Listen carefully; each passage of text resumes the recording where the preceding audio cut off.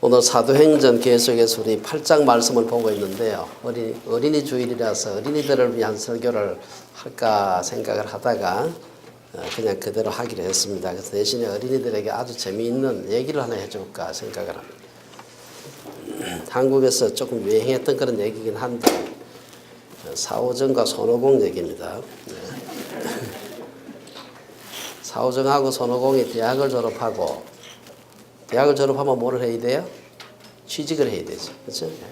그 취직을 하기 위해서 회사에 면접을 보러 갔어요. 면접이 뭔지 아세요, 여러분들? 그래서 손오공이 먼저 들어가서 면접을 했어요. 들어가니까 들어가면서 27번 손오공입니다 하고 신고를 하고 이제 면접관하고 손오공하고 문답이 왔다 갔다 했습니다. 그래서 면접관이 딱 보더니만 자네 좋아하는 축구 선수가 누군가 하니까 옛날에는 차범근이었는데 요즘 박지성입니다. 산업혁명은 언제 일어났지 하니까 18세기 일어났습니다. 자네 신이 있다고 믿는가? 과학적으로는 증명이 안 됐지만 저는 신이 있다고 믿습니다. 면접을 잘 마치고 나가서 바깥에 보니까 바깥에서 사오정이 이제 긴장해서 벌벌 떨고 있었습니다. 사도 불쌍해가지고 사오정한테 질문을 다 가르쳐 줬습니다. 사오정이 열심히 질문과 답을 순서대로 외우면서 자기 차례가 되었습니다. 그래서 마침내 자기 이름이 불리자 사오정이 안으로 들어갔습니다. 사오정이 너무나 긴장을 해가지고 이름은 얘기를 안 하고 37번입니다 하고 번호만 말을 했어요. 그러니까 면접관이 뭐라고 얘기했어요? 그래서 이름부터 묻기 시작했으면 자네 이름이 뭔가? 그러니까 뭐라고 대답했겠습니까? 옛날에는 차범근이었는데 지금은 박지성입니다.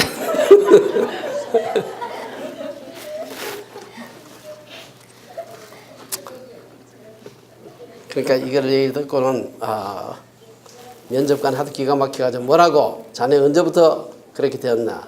언제부터? 18세기부터입니다. 면접관이 더 기가 막혀서 자네 혹시 바보 아닌가? 그러니까 뭐라고 얘기했어요? 과학적으로 증명은 안 됐지만 그렇다고 생각합니다. 이렇게.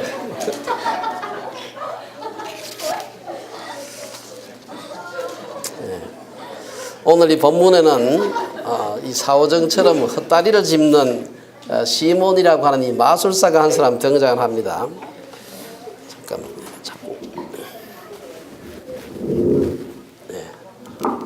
시몬이라고 하는 마술사가 등장을 하는데 그는 사도들이 사마리아에 가서 사람들에게 안수해서 성령 받는 것을 보고 그 능력을 돈으로 살려고 하다가 저주를 받았습니다. 시몬은 늘 마술을 행하고 이것으로 돈벌이를 하고 있던 사람이기 때문에 어디 가서 보고 누가 희한한 능력을 행하기만 하면 저거 내가 돈 주고 사가지고 쉽게 말해서 도매로 떼다가 나도 이제 또 소매로 팔아야 되지 그 생각만 늘 하고 있는 사람이에요. 사오정이 손오공의 짝퉁 역할을 하다가 망신을 당한 것처럼 오늘 시몬은 성령 받는 능력을 도매로 사서 어디 가서 훨씬 더 이익이 거기다 이제 이윤을 많이 붙여가서 팔아먹으려고 하다가 사도들로부터 저주를 받은 얘기가 나오고 있습니다. 그래서 오늘 여러분들이 이 말씀을 통해서 교회가 무엇이고 성령이 무엇인가 하는 것을 함께 생각을 해봤으면 합니다. 첫째 14절에서 17절에 보면은 14절에 보면 예루살렘에 있는 사도들이 이제 예루살렘 교회밖에 없었죠. 그때는 예루살렘에 있는 교회들이 사마리아도 하나님의 말씀을 받았다 함을 듣고 베드로와 요한을 보냈다. 이제 박해가 일어나서 사람들이 예루살렘으로부터 다 흩어졌는데 사도들은 예루살렘 교회를 지키고 있었습니다. 이제 들리는 소리를 들어보니까 사마리아에도 흩어진 예루살렘 성도들이 갔는데 특별히 그 중에 빌립이라는 우리 집사님이 가서 복음을 전했는데 사람들이 말씀을 받아들이고 예수를 믿게 되었다 하는 얘기를 들었습니다. 그래가지고 예루살렘 지도자들이 예루살렘 교회의 제일 중요한 지도자들인 베드로와 요한을 사마리아에 보냈습니다. 오늘 이 말씀으로부터 우리가 교회의 그 유기적인 특성을 볼 수가 있습니다. 사실 역사적으로 유대인들은 사마리아인들을 멸시하고 기피했습니다. 그러니까 유대인들이 예루살렘에 있는 유대인들이 사마리아 지방에 있는 사람들을 기피하고 멸시하니까 사마리아에 있는 사람들은 뭐 성자입니까? 유대인들 되게 미워했어요. 잘났네. 그러고 이제 늘 그냥 손가락질하고 서로 손가락질하면서 서로 미워하면서 정죄하면서 살았는데 사도들은 유대인들이거든요. 예수님도 유대인 남자거든. 근데 유대인 사도들이 유대인 집사 빌립에 가서 복음을 전한 것을, 그것도 유대인 메시아를 전한 걸 듣고 사마리아 사람들이 예수 믿게 되었다 하는 얘기를 듣고는 유대인 사도들, 예루살렘 교회 당시 유대인 사도밖에 없었지만 베드로와 요한 유대인 사도를 그곳에 보내게 됩니다. 사실은 우리가 역사적으로 유대인들은 사마리아인들을 멸시하고 기피했지만 성령이 임하게 되니까 그런 마음이 싹 없어졌습니다. 새로운 교회가 개척되자 곧바로 모 교회에서 지원을 나선 것이다, 이렇게 볼 수가 있습니다. 예수님은 공생의 초기에 12제자를 부르시고 이들에게 귀신을 쫓아내고 모든 약한 것을 고치는 능력을 주신 후에 내보내시며 명하여 이르시기를 이방인의 길로도 가지 말고 사마리아인의 고래도 들어가지 말고 오히려 이스라엘 집에 잃어버린 양에게로 가라. 이스라엘의 잃어버린 양 곧 예루살렘과 온 유대로 가기 전에 이방인과 사마리아 전도를 금지하셨습니다. 근데 이제 예루살렘과 온 유대의 복음이 전해지자 성령께서 사도들을 그 다음 전도 대상인 사마리아로 가게 하신 것을 볼 수가 있습니다. 유대인들이 복음을 거부하자 사마리아와 이방인에게 복음이 전해지고 있었던 겁니다. 이러한 그 예루살렘 교회의 모습은 우리 오늘 한국 교회에 시사하는 바가 큽니다. 오늘 우리 한국 교회를 휩쓸고 있는 그런 그 소위 개교회주의 혹은 개교단주의, 이런 것은 우리 교회의 본질에 어긋나는 것이라고 할 수 있습니다. 한 교회가 크게 부흥하면 우리 모두 기뻐해야 되는데 어떻게 됩니까? 한 교회가 크게 부흥하게 되면은 그 옆에 있는 수많은 작은 교회들이 피눈물을 흘립니다. 이것은 마치 큰 그 양판점 백화점이 들어서면 인근에 있는 수많은 동네 슈퍼들이 문을 닫는 것하고 비슷합니다. 자본주의 사회에서 대기업이 중소기업을 잡아먹는 것이나 진화론자들이 말하는 자연선택, 적자생존, 자연도태가 교회 내에서 일어나는 겁니다. 교회가 어느 한 교회가 막 부흥하는 게 하나도 즐겁질 않아. 왜냐? 불신자들 끌어들이면 괜찮은데 옆에 교회 사람들 다 데리고 가거든. 그러니까 양판점 들어서서 동네 슈퍼 망하는 거하고 똑같은 겁니다. 그럼 교회가 부흥하는 게 기쁜 소식이 아니야. 옆에 있는 수많은 교회가 망한다는 얘기. 오늘 우리의 모습과는 너무나 다른 초대교회의 모습인 것을 볼 수가 있습니다.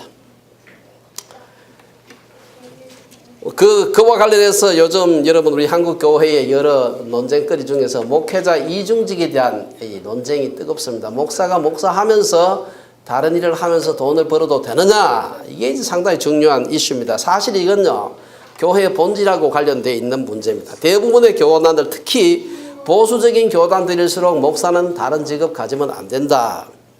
거룩한 일을 하기 위해 구별되어서 안수받은 목사가 거룩하지 못한 세상 일을 해서는 안 된다. 근데 여기에는 큰 두 가지 모순이 있습니다. 첫째, 교회 일만 거룩하고 바깥에서 하는 직업적인 일은 거룩하지 않다는 전제가 있는 것입니다. 아주 그 이원론적인 사고지요. 이것은 이방 사고이고 성경의 가르침이 아닙니다. 하나님께서 우리에게 주신 모든 일이 거룩하죠. 교회 일도 거룩하지만 나가서 우리가 바깥에서 직업적으로 하는 일도 거룩해야 하고 거룩한 것입니다. 그러니까 그렇게 생각한다면은 밖에 있는 일은 안 거룩하고 교회 내에 종교적인 냄새가 나는 일만 거룩하다 하는 것은 성경적이 아니다. 둘째, 목회자들이 이중직을 하지 않을 수 있도록 후원도 하지 않으면서 이중직을 하지 못하게 하는 것은 이게 모순입니다. 목회를 통해서 충분히 생활이 되는 목회자들이 이중직을 갖는 경우는 거의 없습니다. 모두 다 가정을 꾸리기 위해서 불가피하게 다른 일을 하는데 그 일을 못하게 하는, 그렇다고 후원하지도 않고. 우리 예루살렘 교회에서 사마리아의 복음이 받아들여서 교회가 이제 막 시작되지 않겠습니까? 교회가 시작되는 그 얘기, 거기 예수 믿는 사람들이 생겼다는 얘기를 듣자마자 예루살렘 교회에서 제일 중요한 지도자 베드로와 요한을 그곳에 파송을 했어요. 무슨 얘기입니까? 지지하고 협력하겠다는 거죠.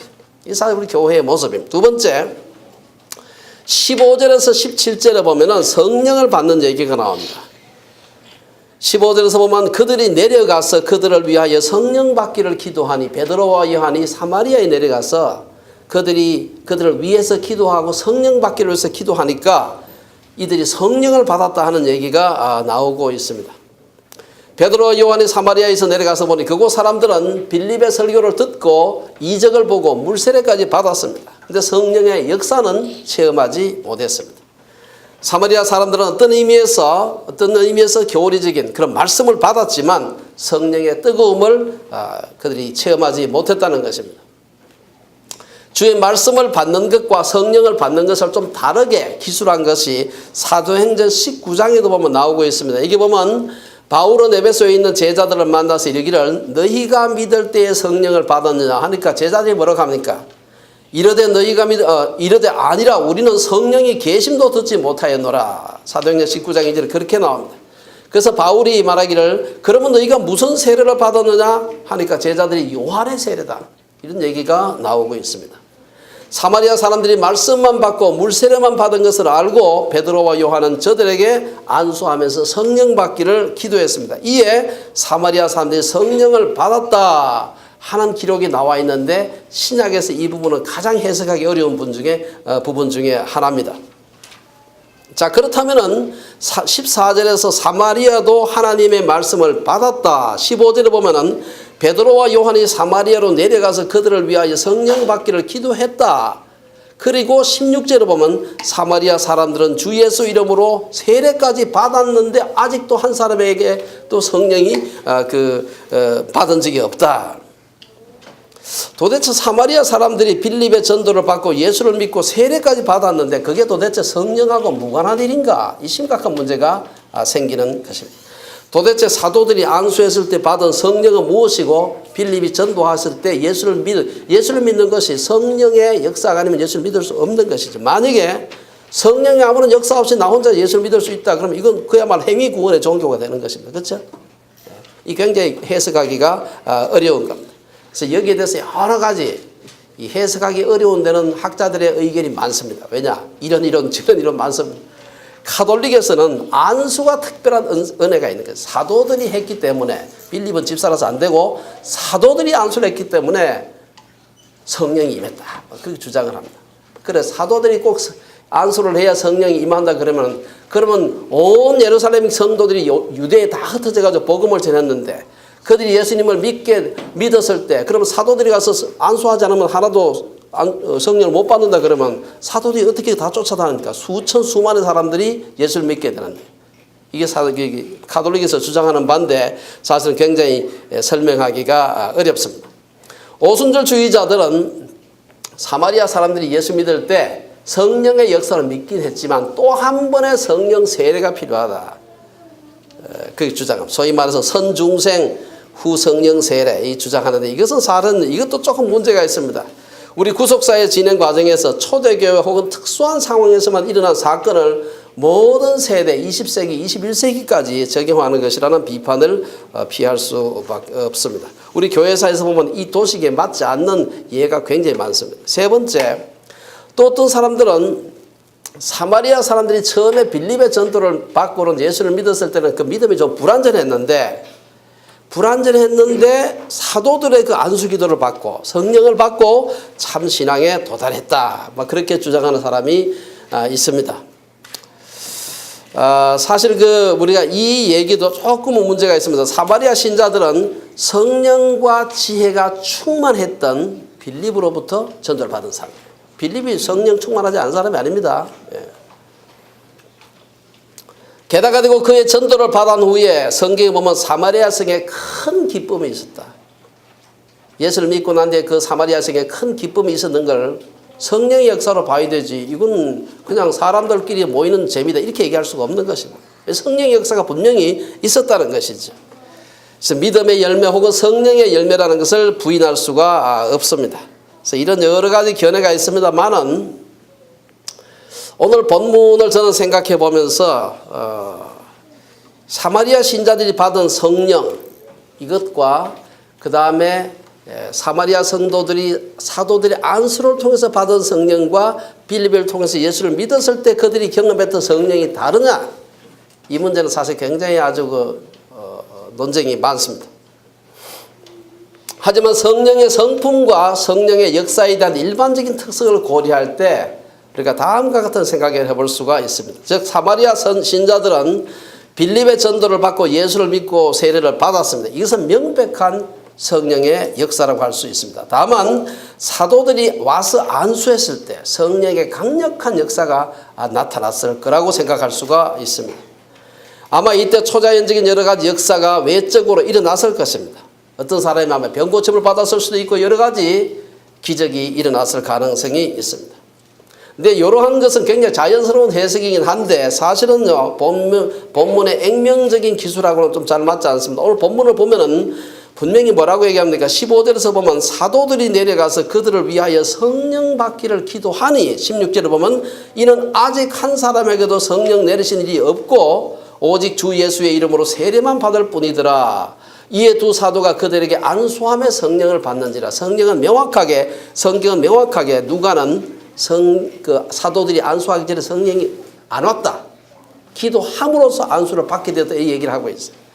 근데 보면 앞에 이미 빌립을 통해서 전도를 받고 온성의 기쁨이 충만하고 세례도 받고 이 사건을 성령과 무관한 사건으로 볼 수가 없다 생각한다면 이 두 성령이 다른 성령이 아니고 같은 성령이라고 봐야 된다면 이 구절을 해석하기가 굉장히 어려워집니다. 오늘 실제 본문에는 기록하고 있지 않지만 사도들이 안수했을 때 사마리아 사람들이 성령의 강한 외적 역사를 목도한 것은 아주 분명한 것으로 보입니다. 오늘 본문에는 어떤 역사가 일어났는지 안전뱅이가 일어난다든지 여러 가지 방언을 한다든지 이런 기록은 없습니다만은 분명히 뒤에 보면 시몬이 돈 주고 살 만한 소위 말해서 돈벌이가 될 만한 사람 눈에는 확 띄는 뭔가가 일어난 건 틀림이 없어요. 그런 게 없어서 왜 시몬이 돈 주고 살려고 했겠습니까? 그렇죠? 성경에 기록은 안 되어 있습니다만은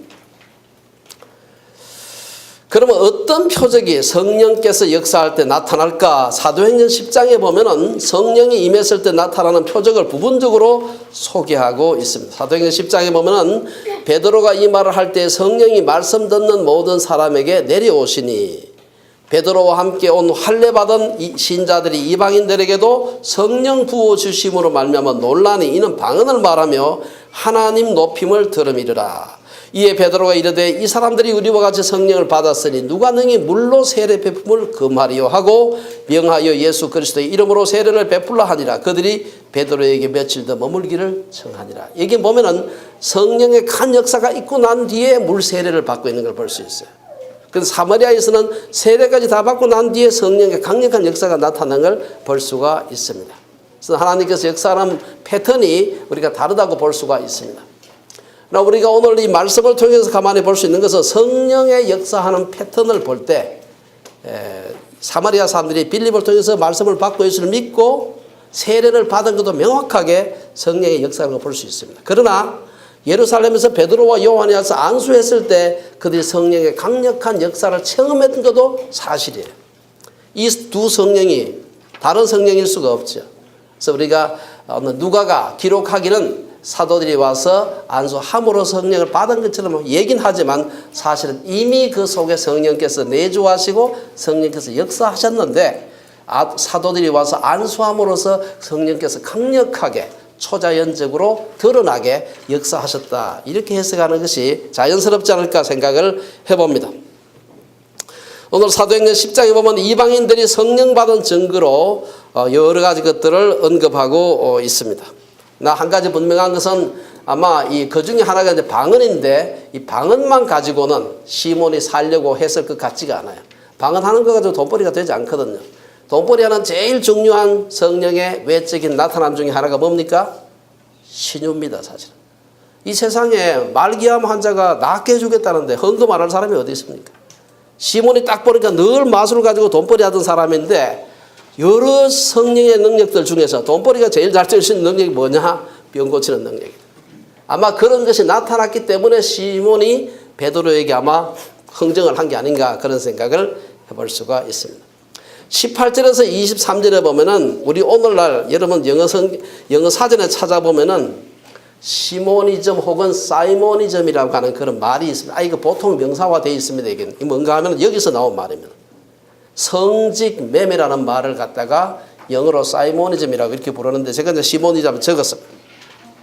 18절에 보면은 시몬이 사도들의 안수로 성령 받는 것을 보고 돈을 들여 이르되 이 권능을 내게도 주어 누구든지 내가 안수하는 사람은 성령을 받게 하여 주소서 하니.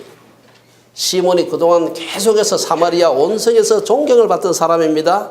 마술이라는 것이 여러분들 그냥 요즘 여러분들 뭐 아이들 축제 같은 데 가가지고 누가 와가지고 뭐 눈속임 해가지고 하는 그런 마술이 아니에요. 상당히 영적인 어떤 파워가 있는 그런 마술을 하던 사람이었어요. 지난 시간에 우리가 말씀드렸죠. 그래서 그 사마리아 사람들에게 존경이 되고 또 두려움이 대상이 되었던 그런 사람인데 이 사람이 보니까 자기의 마술하고는 비교도 안 되는 그런 막 카인드 오브 마술 그런 마술을 하고 있거든. 내가 저걸 돈 주고 사면 지금까지 돈벌이하고는 비교도 안 되는 그런 큰 돈 벌겠다 해가지고 돈을 얼마나 흥정을 하기 위해서 돈을 갖다 줬는지 모르지만 상당히 많은 돈을 아마 줄 생각을 했을 겁니다. 이것은 초대교회 예루살렘 교회의 그 부흥과 핍박 그리고 곳곳에 흩어진 성도들을 통한 말씀의 증거 뜨거운 성령의 역사가 나타나는 가운데서도 사탄의 역사가 얼마나 강하게 나타날 수 있는가 하는 것을 우리에게 보여주고 있습니다. 태양이 강하게 비출수록 그림자도 더 짙어지는 것처럼 성령이 강하게 역사하시는 곳에는 사탄의 역사도 강하게 나타났습니다. 오늘 18절 19절에서 성령의 역사를 상품화시키려는 이 시도는 사실은 오늘 2000년 동안 우리 교회의 역사 곳곳에서 있어 왔던 아주 중요한 성직 매매 내지 성령의 능력을 돈으로 팔려고 하는 그런 죄라고 볼 수가 있습니다. 마술사 시몬은 사도들의 안수로 사람들이 성령 받는 것을 보고 그 능력을 사도들로부터 사려고 했습니다. 아직 하나님에 대해서 성령에 대해서 잘 몰랐던 시몬에게는 성령 강림으로 나타나는 여러 이적들이 마술로 자기 마술보다 차원이 다른 마술로 보였던 것입니다.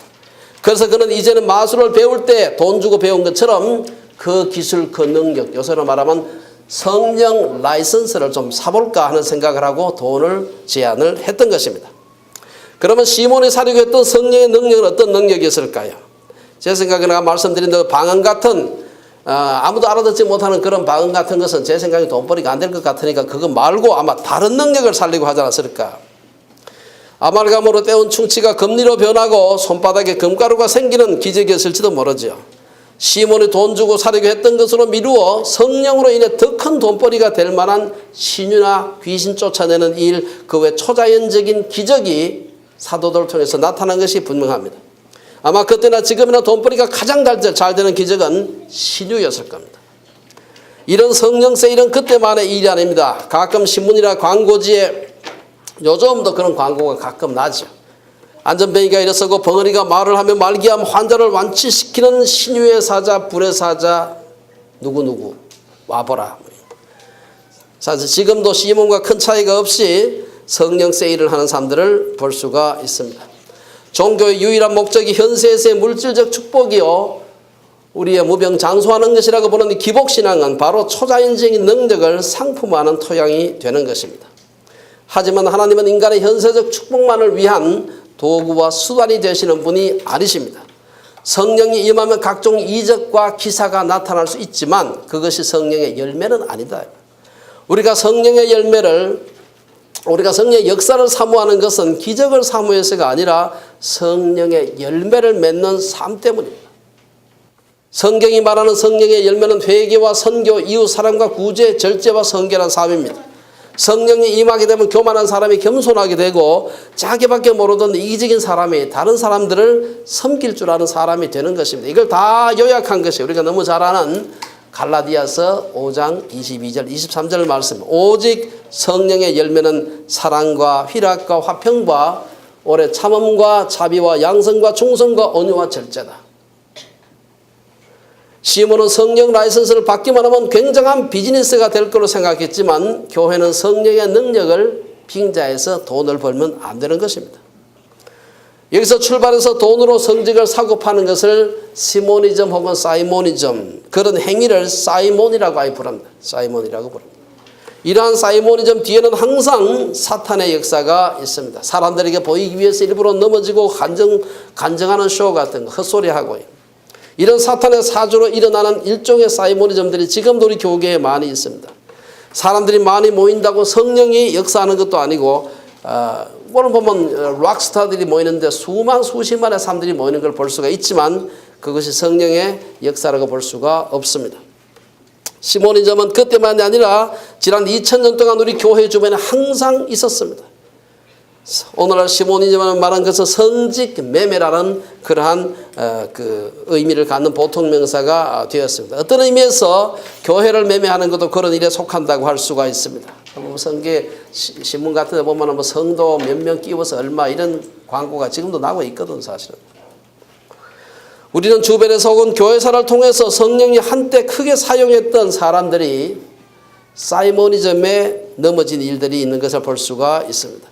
바울이 갈라디아 교인들에게 뭐라고 얘기했습니까? 너희가 이같이 어리석으냐? 성령으로 시작하였다가 이제는 육체로 마치겠느냐라고 꾸짖은 것처럼 성령의 도구로 시작했다가 육체로 마치는 사람들이 굉장히 많은 겁니다. 이런 시모니즘의 사이모니즘의 결과가 어떻습니까? 20절 21절에 보면은 첫째는 시모니즘에 빠지게 되면 완전히 망한다. 오늘 성경에 그렇게 되어 있습니다. 20절에 보면 베드로가 이르되 네가 하나님의 선물을 돈 주고 살 줄로 생각하였으니 네 은과 함께 네가 함께 망할지어다. 시몬의 요청에 대한 베드로의 대답은 단호했습니다. 망한다. 이 망한다는 말은요, 특히 여기 그 그리스 원어에서 이 망한다는 말은 완전히 망하는 겁니다. 이건 아주 그냥 보통 망하는 게 아니에요. 완전히 망하는 거.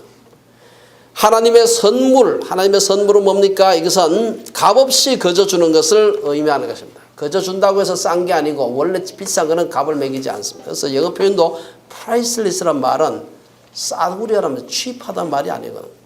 프라이슬레스만 무지하게 귀한데 값으로 매길 수 없을 만큼 귀한데 이때 프라이슬레스 값을 매길 수 없을 만큼 귀하다. 하나님의 선물은 거저 주지만 값을 매길 수가 없어서 거저 주는 거예요. 값을 매기면 우리는 못 사는 거죠. 그런 선물을 시몬이 돈을 주고 사리 했으니 이는 성령을 모독한 사이모니에 해당하는 것입니다. 이처럼 성령의 역사를 물질주의화 하게 되면 망하는 것입니다. 우리가 한참 전에 공부했던 사도행전 5장에 보면은 아나니아와 삽비라 사건이 있습니다. 이 시몬이 죽임을 당했다는 얘기는 없지만 그 아나니아와 삽비라는 성령을 속임으로 부부가 같은 날 죽임을 당하는 비극적인 일이 일어났습니다. 탐욕으로 인해서 망한 것은 다만 초대 교회에만 일어난 것이 아닙니다. 이 탐욕으로 인해서 교회 사이모니로 인해서 교회가 아주 힘들게 된 대표적인 시기가 바로 중세 후기입니다. 사이모니는 중세 교회를 타락하게 한 가장 큰 죄악이었습니다. 그 중에 우리가 잘 아는 종교 개혁의 직접적인 원인이 되었던 것이 바로 면죄부 판매입니다. 지금도 수많은 교회 지도자들이 돈으로 인해 망하는 일이 일어나고 있습니다. 돈이 축복이 아니라 저주가 되는 경우가 훨씬 더 많습니다.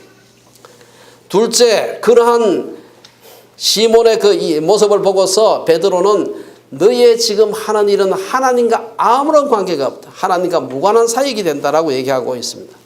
21절에 보면 베드로는 시몬에게 하나님 앞에서 네 마음이 바르지 못하니 이 도에는 이 로고스에는 네가 관계도 없고 분깃될 것도 없다. 관계라고 해서 말 우리말 조금 번역이 조금 좀 애매합니다만 관계라고 하는 것은 어떤 한 부분을 말해. 그 번 걸 말고 분깃이라고 하는 것은 조상으로부터 내려온 자산을 말합니다.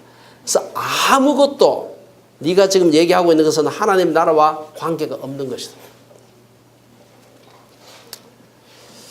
성령을 상품화하게 되면 하나님과 관련된 모든 축복으로부터 배제된다는 말입니다. 얼마나 큰 교회를 담임했느냐, 얼마나 많은 사람들을 모아놓고 부흥회를 했느냐, 얼마나 많은 책을 썼는가가 문제가 아닙니다. 많은 사람들 앞에서 유창하게 성령, 예수, 교회, 천국 따위 얘기를 할 수 있지만 성령과 아무런 상관이 없을 수 있다는 것을 말하는 것입니다. 세 번째, 오늘 본문에서 사이모니즘 자체가 악독이며 불이다 그렇게 얘기를 하고 있습니다. 23절에서 베드로는 성령의 역사를 돈을 주고 사려고 했던 시몬을 보고 악독이 가득하며 불의에 매인바된 자라고 책망하였습니다. 이 악독이란 말은요, 원래 이 쓸개접 있죠. 안 먹어봤자 무지하게 쓰다고 그러는 쓸개접. 쓸개접을 의미하는 말에서 나온 말입니다. 불의에 매인바되었다. 이 매임을 의미한다는 말은요, 이 묶는 것, 내가 빠져나오지 못하는 마치 중독과 같은 것을 의미합니다.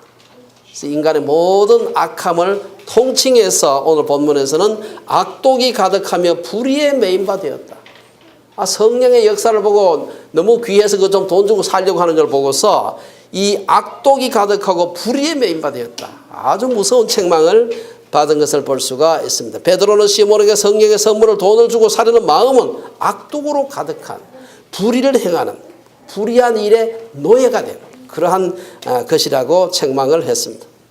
무엇이든 돈으로만 생각하는 마음은 그 자체가 악이요 불이라는 것입니다. 모든 것을 돈으로 환산하는 자본주의 정신이 충실한 시대를 살아가면서 우리 마음속에 시몬이 가지고 있었던 악과 불의가 없는지 생각해 보아야 됩니다.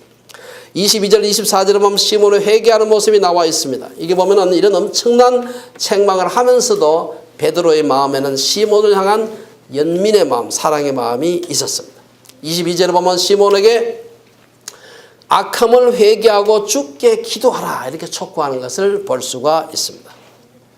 그러면 하나님께서 내 마음에 품은 것을 용서해 주실 것이다. 아직 행하지 않았죠. 마음에 품은 생각만 품고 있었는데 그것도 하나님 앞에서 회개해야 될 죄라는 겁니다. 오늘 22절 말씀은 물질적 시험에 든 사람, 탐욕을 가진 사람도 회개와 기도를 통해 돌이킬 수 있음을 보여주고 있습니다. 베드로가 시몬에게 회개하고 주께 기도하라고 권면한 것은 오늘 우리에게 어떤 의미에서 안심이 되는 말씀입니다. 때로 우리는 성령의 능력을 우리의 이기적인 목적을 위해서 오용할 수 있습니다. 성령을 우리의 탐욕을 위한 수단으로 생각할 수도 있습니다. 하지만 그런 것을 깨닫게 되거든 교회를 자기의 목적을 위해서 욕심을 위해서 이용한 것이 드러나거든 예수의 이름을 자기의 돈벌이 하는 데 사용한 것이 드러나거든 회개하고 기도하면 주께서 용서해 주실 거라고. 이러한 베드로의 책망을 들은 시몬의 반응은 어떻습니까? 24절에서 시몬은 즉각 나를 위하여 주께 기도하여 말한 것이 하나도 내게 임하지 않게 하소서. 우리는 여기서 즉각 돌이키고 회개하는 시몬의 순진함을 볼 수 있습니다. 이게 정말 진짜 회개인지 우리는 판단할 수가 없습니다만은 베드로한테 아주 호된 꾸지람을 받고서 시몬은 즉각 그 지금 말씀하신 거 내한테 하나도 오지 않도록 나를 위해서 좀 기도 좀 해달라고 이렇게 회개하는 걸 볼 수가 있습니다. 예수님의 구원은 나를 위한 것이지만 성령의 은사는 나의 영광을 위해 주신 것이 아니라 사람들을 섬기기 위해 하나님께 영광을 돌리기 위해 주신 것입니다. 혹 이것을 잊어버리고 성령의 큰 능력을 자신의 이기적인 목적을 위해서 사용한 적이 있다면 우리가 하나님 앞에 회개해야 되는 것입니다. 오늘 마지막 25절에 보면 성령 충만의 결과의 한 모습을 보여주고 있습니다. 이 시몬의 사건이 처리되자 사마리아에서의 큰 문제는 일단 마무리가 되었습니다. 이제 베드로와 요한은 다시 예루살렘으로 돌아오게 되었습니다. 하지만 이들은 그냥 돌아오지 않았습니다. 그들은 사마리아에서 돌아오는 길에 여러 사마리아 마을에서 복음을 전했다. 그렇게 얘기하고 있습니다. 이러한 사도들의 모습은 성령 충만한 사람들의 가장 큰 특징을 우리들에게 보여주고 있습니다. 그 특징이 뭡니까? 첫째 가장 중요한 특징은 복음을 전하는 것입니다. 베드로도 요한도 스데반도 빌립도 성령 충만하게 되었을 때 복음을 전하지 않을 수가 없다라고 성경은 기록하고 있었습니다. 사람마다 복음을 전하는 방법과 모습은 달라도 진리의 말씀을 사람들에게 전하고자 하는 열정은 모든 성령 받은 사람의 공통된 특징입니다. 예수를 믿는 것, 예수를 구주로 시인하고 영접하는 것은 명백히 성령의 역사입니다. 그런데 예수를 믿는 데서 그치지 않고 이 복음을 다른 사람들에게 전해야 되겠다라고 하는 것은 성령 충만한 사람의 특징입니다. 오늘 본문뿐 아니라 기독교 2000년 역사는 이런 성령 충만한 사람의 가장 큰 특징이 복음을 전하려는 열망으로 넘쳤다는 것입니다. 두 번째, 성령 충만한 사람은 그렇게 복음을 전할 뿐 아니라 복음의 능력이 나타나는 나눔의 삶, 성결의 삶을 살게 된다는 것입니다. 사도행전 2장에 보면 예루살렘 교회가 오순절 성령 강림을 경험하면서 폭발적인 부흥을 하는 모습을 이렇게 표현하고 있습니다. 날마다 마음을 같이하여 성전에 모이기를 힘쓰고 집에서 떡을 떼며 기쁨과 순전한 마음으로 음식을 먹고 하나님을 찬미하며 온 백성에게 칭송을 받으니 주께서 구원받는 사람을 날마다 더하게 하시니라. 어떤 사람은 성령 세례의 표지로 방언을 주장하지만 그렇지 않습니다. 성경에는 스데반이 방언했다는 말이 없습니다. 한경직 목사님 방언했다는 말 들어보지 못했습니다.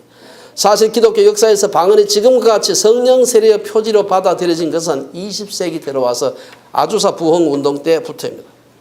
1906년 아주사 부흥으로부터 시작된 이 운동으로 인해 가지고 마치 기독교 2000년 역사가 성령 세례 표지는 방언밖에 없는 걸로 오해를 하고 있습니다. 18세기 웨슬리 부흥 운동에서 성령 세례의 가장 중요한 증거는 방언이 아니라 완전한 성화였습니다. 19세기 중년 미국 성결운동 부흥운동을 주도했던 피비 팔머라고 하는 여자 부흥사도 그의 강력한 메시지 핵심은 성결한 삶이었습니다. 팔머는 하나님께서는 즉각적인 선결을 요구하신다고 가르치면서 현실에서 나타나고 경험되는 성결한 삶을 강조했습니다.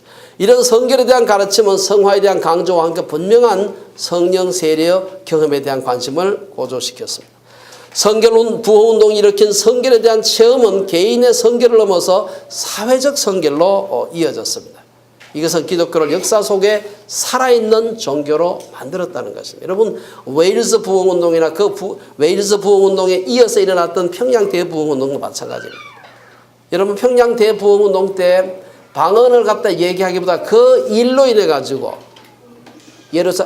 평양에 살았던 수많은 사람들의 삶이 변화된 것을 얘기하고 있습니다. 도둑질한 사람은 돌려줬고요. 처벌준 사람은 갈라섰고요. 이 삶의 변화된 모습이 성령 충만함의 모습으로 드러난 것을 볼 수가 있습니다. 이와 같이 개인적 성결과 사회적 변혁을 지향하는 성령 세례는 20세기 초 미국의 아주사 부흥에서도 똑같이 나타난 그런 일입니다. 아마 전 세계적으로 성령 충만의 증거로 방언을 가장 강조했던 사람 중 한 사람이 바로 조용기 목사님이라고 할 수가 있습니다. 그는 방언에는 성공했고 세계에서 가장 큰 교회는 만들었지만 아쉽게도 성결에는 실패했습니다. 그래서 그는 엄청난 재력과 권력을 가졌음에도 불구하고 인생을 정리하는 시점에 이르러 시궁창에 빠져서 온 세상의 조롱을 받고 있습니다. 성결에 실패하게 되자 전도는 고사하고 그로 인해 교회를 떠나는 사람의 수가 헤아릴 수가 없는 것입니다. 결론적으로 한두 가지 말씀드리고 마치겠습니다. 오늘 본문은 빌립을 통해서 사마리아에 복음이 전해지고 베드로와 요한을 통해 성령이 임했을 때 어떤 일이 일어났는지를 설명을 하고 있습니다. 한평생 마술을 하면서 큰 돈을 벌었던 시몬, 그리고 베드로와 요한을 보고서 더 큰 돈 벌 수 있을까 싶어서 사도들에게 성령 받겠다고, 성령 사겠다고 흥정하다가 크게 꾸중을 들었던 시몬과 같은 사람이 죽게 돌아 회개하는 것을 볼 수가 있습니다. 또한 유대인들을 정오하던 사마리아인들의 마을에서 유대인 사도들을 통해 유대인 메시아를 주장하는 복음이 전해지는 이 놀라운 역사가 일어나는 걸 볼 수가 있습니다. 성령 충만하게 되면 사도들이 그러했던 것처럼, 예루살렘 성도들이 그러했던 것처럼 말씀을 전하고 싶고 성경 읽는 것이 즐거워지고 찬송이 기뻐지고 기도하고 싶어지는 것입니다. 공부를 해도 비즈니스를 해도 여행을 해도 그런 것들을 통해 주의 복음이 전해지는 것에 관심을 갖는 것이 성령 충만한 사람의 특징입니다. 그리고 복음에 대한 열정은 삶으로 이어지는 것입니다. 성결한 삶을 살고 나아가 어려운 사람, 힘든 사람들을 자원해서 돕고 싶어지는 것입니다. 이런 마음을 주신 분이 성령이시고 그런 마음을 주시는 분에게 순종하는 것이 성령 충만한 사람의 삶이라고 믿습니다. 우리 온 성도님들, 주빌리의 성도들도 이 성령 충만에 대한 바른 이해를 통해서 성령 충만한 삶을 살기를 주의 이름으로 축원합니다. 기도하겠습니다.